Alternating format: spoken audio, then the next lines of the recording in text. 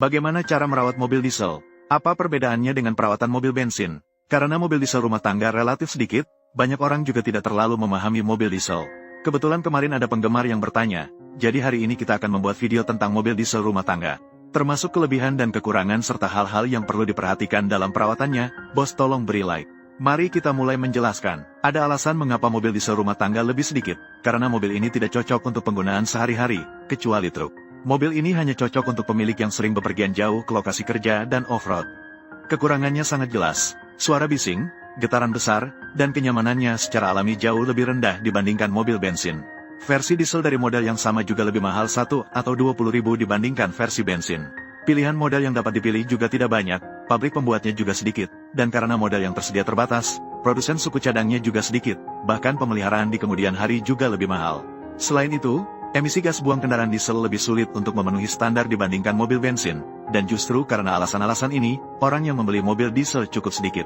Tentu saja, kelebihannya juga sangat jelas, torsi besar, akselerasi dan kemampuan mendaki yang sangat kuat. Inilah alasan utama mengapa truk menggunakan mesin diesel. Dan solar lebih tahan bakar. Meskipun perlu menambah urea, konsumsi bahan bakarnya tetap lebih rendah dibandingkan mobil bensin. Versi diesel dari Haval H5, bahkan saat menyalakan AC di musim panas di kota, hanya menghabiskan 50 sen per kilometer.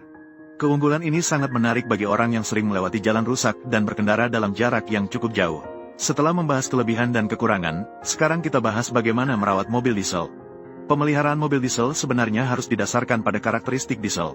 Pertama, kualitas bahan bakar diesel tidak seperti bensin. Saat proses pengolahan minyak, densitas diesel lebih besar dibandingkan bensin, di mana bensin berada di atas.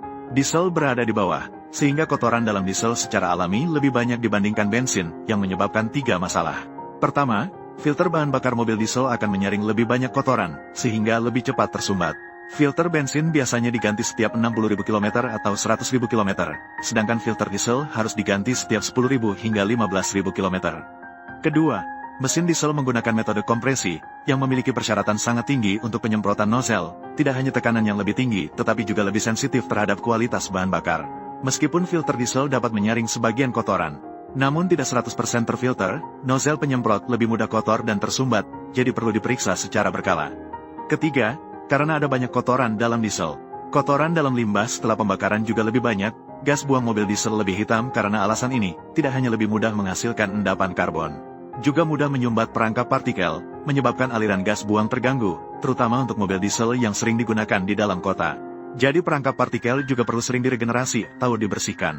Selain itu, diesel juga memiliki karakteristik yang suka menyerap air, sehingga dalam sistem bahan bakar mobil diesel terdapat pemisah air dan bahan bakar. Sebelum mengirim diesel ke mesin, perlu menyaring air dan uap. Dan pemisah air dan bahan bakar ini juga perlu diganti secara berkala, biasanya setiap 10.000 hingga 20.000 km. Beberapa model mobil diesel terintegrasi dengan saringan diesel, jadi cukup ganti bersama saringan diesel. Terakhir, ada satu hal yang perlu diperhatikan yaitu urea. Usahakan memilih urea yang berkualitas baik. Urea berkualitas rendah mudah menghasilkan kristalisasi urea yang merusak dan menyumbat pompa urea serta nozzle urea. Jika menggunakan urea berkualitas rendah, maka saluran urea perlu dibersihkan. Selain itu, sebenarnya perbedaan cara perawatan antara mobil diesel dan mobil bensin tidaklah besar. Namun perlu diperhatikan bahwa pembakaran solar lebih lambat. Kecepatan penghasilannya panas lambat, yang juga menyebabkan mesin diesel berjalan lebih lambat selama proses pemanasan, tidak cocok untuk berkendara jarak pendek di kota, lebih banyak endapan karbon dan menyumbat perangkap partikel lebih serius.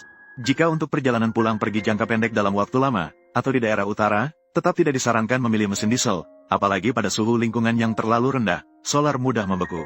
Selain itu, di beberapa tempat pasokan solar dengan angka setana rendah mungkin cukup sedikit.